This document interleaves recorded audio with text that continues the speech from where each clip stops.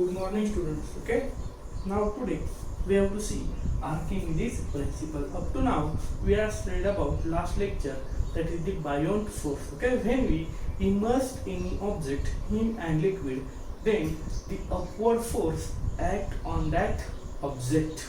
Okay, that force is called as a buoyant force. An example I already told you, that is when we are go to swimming, when we are jump in water, then automatically due to this buoyant force we are gain on the surface of water. Okay, any object fall on the water surface, that is also due to this buoyant force. Okay, and also we see the three cases: when will object float on a water, when that will sink, and when that not sink or not float. Okay, that are the three cases that we already studied in the last lecture. Okay, so now today we have to see the Archimedes principle. So directly go towards the statement of this principle. First we have to see the one experiment is given there. Okay, in that experiment they take two same containers. Okay, one is hollow container and one container is filled with water, and they take one small stone, and that small stone is tied with a rubber band. Okay, so now what we have to do in that experiment, just we have to do, first we have to take that rubber band and one end we have to tie that stone. Okay, and that we have to place in a hollow container. Okay, so after go at depth, somewhat certain depth, we have to measure by the one marker depth of that rubber band. Okay, and whatever the depth we have to take, that we have to here mark, and same procedure we have to do for a container which is filled with a water. Okay, so again if you try to do that same experiment with a hollow container and container that filled with water, then we will see somewhat change is there. Okay, so if we take that rubber band away from the hollow container, and if we immerse that rubber band in a container that filled with the water, then we will notice that whatever the depth we get in the hollow container, we not get that much depth in the container which is filled with the water. Okay, so simply what happen here, again here role of buoyant force is important. I already told you, when we immerse any massive object in and liquid, at that time in the upward direction buoyant force will act on that object. Okay, so we see one diagram there. Okay, the bottle diagram yesterday we have seen. Okay, so here buoyant force is act in upward direction and gravitational force is act in downward direction. Okay, so here what happens when we immerse that rubber band in a water filling container, at that time due to the buoyant force it tries to pull it upward side. So if we mark in a hollow container, so we will see that that stone does not get up to that much depth as compared to the hollow sphere. Okay, that is also due to this buoyant force. Okay, so when any object that immersed in a liquid, at that time this upward force is act on that object, that is nothing but the buoyant force, that is the property of liquids. So now generally one question may be came in our mind, that if we change the liquids, okay, sometimes we are take water, sometimes rocket, sometimes petrol, so we are taking different types of liquid at that time, and when we are the immerse an object in that liquid, at that time what happen, whatever the forces are applied by, that is the buoyant forces applied by all that liquid, are same or different. Okay, what is the magnitude of that force, how much force they will apply Okay, that question should be came in our mind. So answer of all that question given in this Archimedes principle. Okay, so now we have to see what is the statement of Archimedes principle. Statement of Archimedes principle is buoyant force that is exerted on a body immersed in a fluid, whether fully or partially submerged, is equal to the weight of the fluid that body displaces. We know when we immerse an object in a liquid, at that time that displace liquid from their side. Okay, if we have to do that experiment, we have to take one container of water. Okay, suppose this is one container of the water, and we have to take one outlet here. Okay, and we have to fill it fully with water. Okay, then if we immerse somewhat object in it, okay, suppose this is object we have to insert it in, then due to insertion of that object somewhat liquid is given out from here. Okay, somewhat liquid is what given out from that container because we are fully filled initially. Okay, due to the submerge of a somewhat object in that liquid, some water get displaced. Okay, so here what happened, the buoyant force that exert on a body immersed in a fluid. Okay, when we immerse in any object in a fluid, fluid means what, any substance that can be flow, that substance is called as a fluid. Okay, substances that can be flow which are called as a fluid. So whenever fully or partially submerged, whenever we fully submerge or partially some part we insert in that liquid, at that time what happen, partially liquid is equal to the weight of the fluid that is the body displaces. Okay, so we know when we submerge an object in the liquid, at that time it displaces some water. Okay, so this buoyant force that is applied on an object when we submerge in a liquid is equal to what, the weight of the fluid that the body displaces. Okay, suppose whenever we suppose say 5 kilogram mass object we insert in this water, so whatever the force applied on this 5 kilogram mass object, that should be equal to weight of this water displaces from this container. That is the meaning of the Archimedes principle. What you have to remember, statement is buoyant force that is exerted on a body immersed in a fluid, whatever fully or partially submerged, is equal to the weight of the fluid that is fluid that the body displaces. Okay, we know when we insert any massive body in an liquid, at that time it what displaces liquid.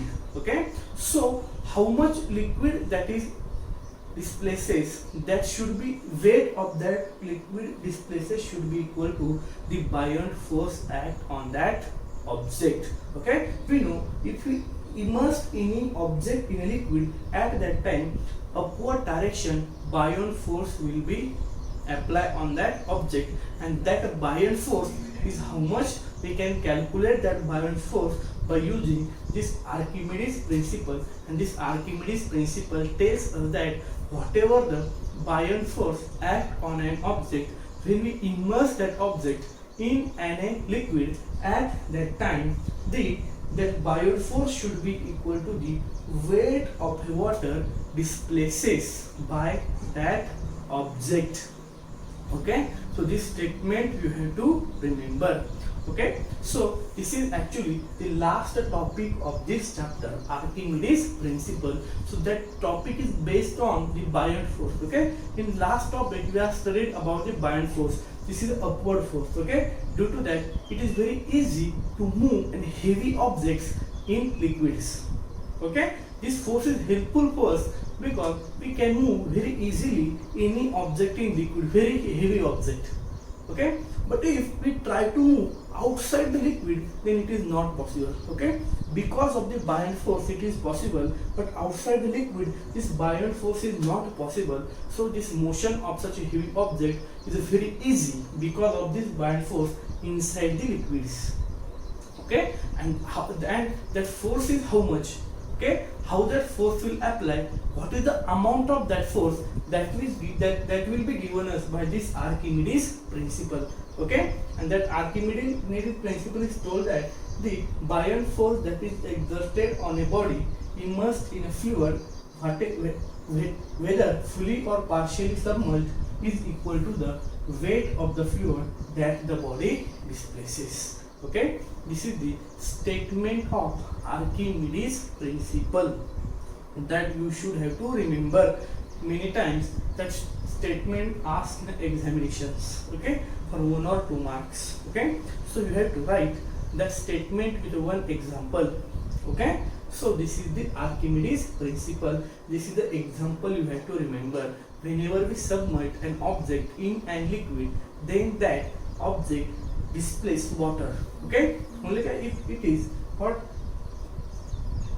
water displaces. Okay, it displaces water, and how much that buoyant force will be act on that object, that should be equal to the weight of that displaced water. That is the buoyant force act on that object. This is the simple statement, Archimedes principle.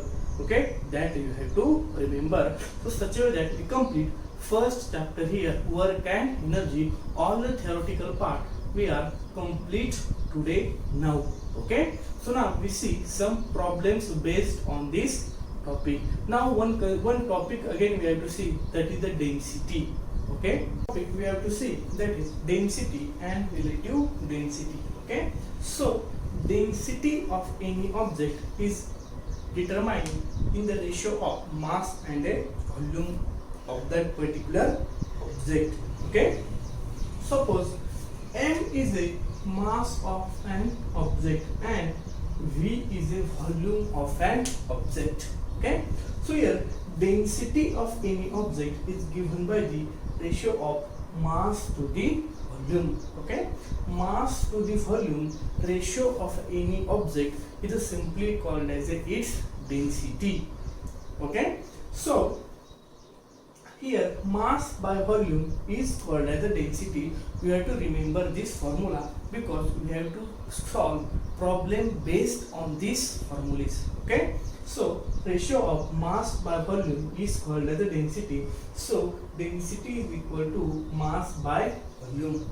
Okay, so then next topic we have to see, that is relative density. Okay, now relative density of any material. Relative means what?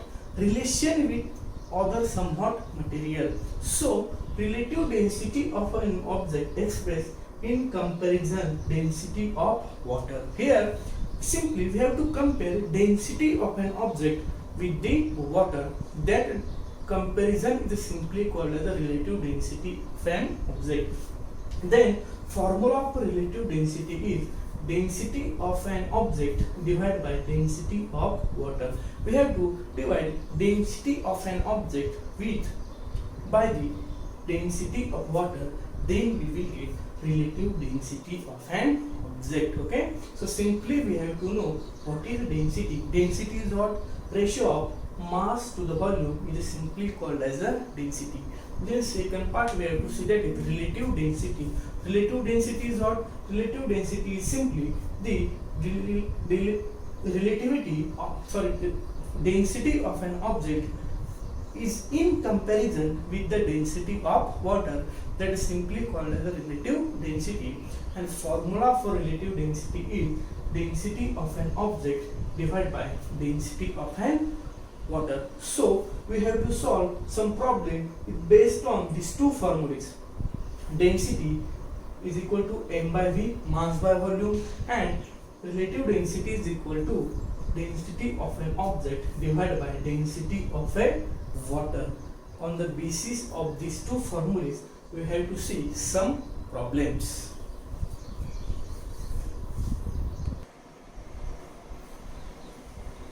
Now, one problem we have to see, that is based on the density and relative density. Problem is, if density of water is 10 raised to 3 kilogram per meter cube and density of iron is 7.85 into 10 raised to 3 kilogram per meter cube, then what is the relative density of iron?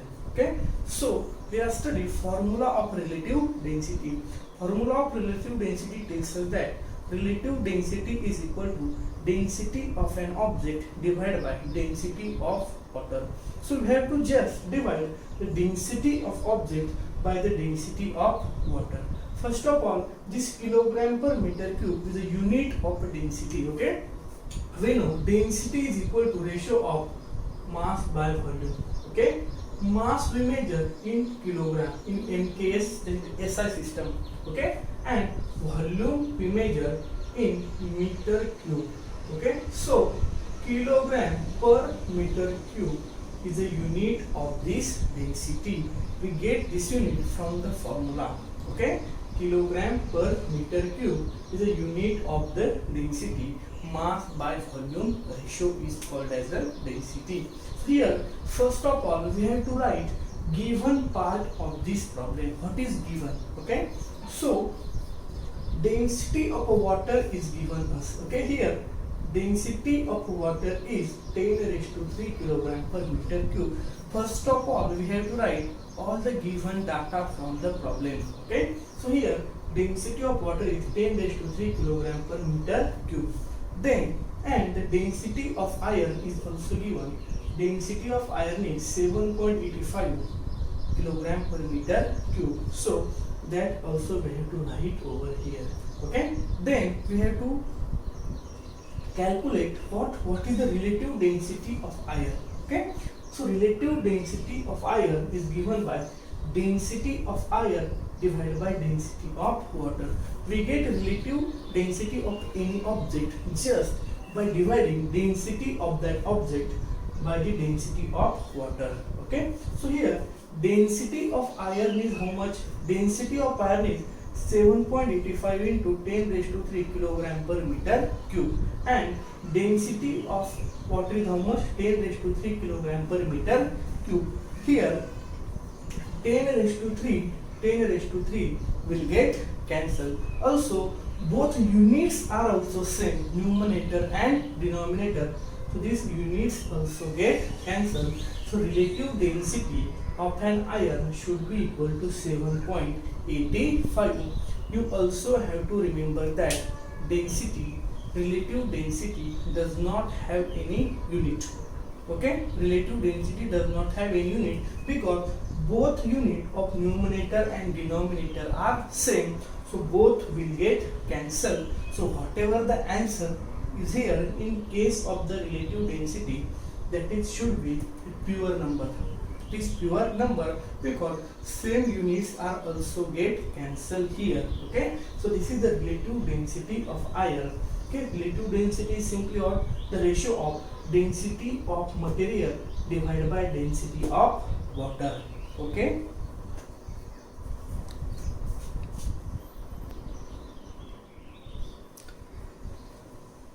so now next problem is, if density of a metal is 10.8 into 10 raised to 3 kilogram per meter cube, then its relative density will be equal to how much? That we have to find out. This is problem, this is unsolved problem from our book. Okay, that also you have to see there. So here what is given, that first we have to write here. Okay, so here given is density of a metal is given. Okay, density of metal is how much? 10.8 into 10 raised to 3 kilogram per meter cube. Also density of water, that is not given, but that is standard value that you have to remember, that is 10 raised to 3 kilogram per meter cube. Now in this problem density of water is not given, that is the standard value, constant value that you have to remember, which is 10 raised to 3 kilogram per meter cube. Okay, so relative density of metal is given by density of metal divided by density of a water.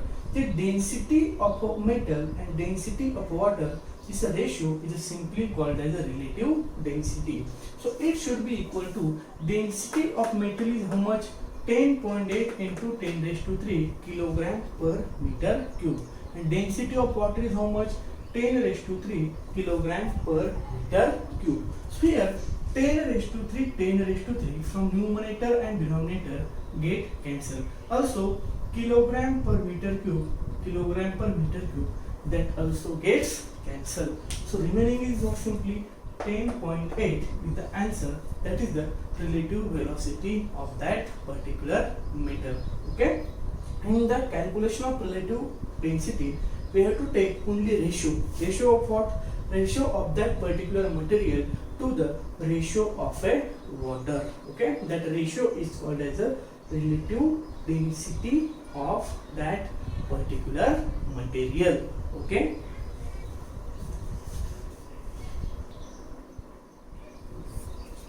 so now next problem is area of a screw edge is 0.5 millimeter square. Okay, and its weight is 0.5 Newton.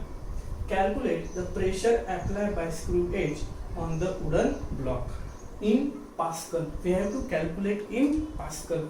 So here area is given, that is 0.5 mm square.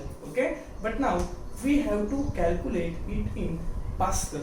Okay, Pascal is simply what? Newton per meter square is called as a Pascal, that we see in later part. So here in every time we have to convert all units in SI system.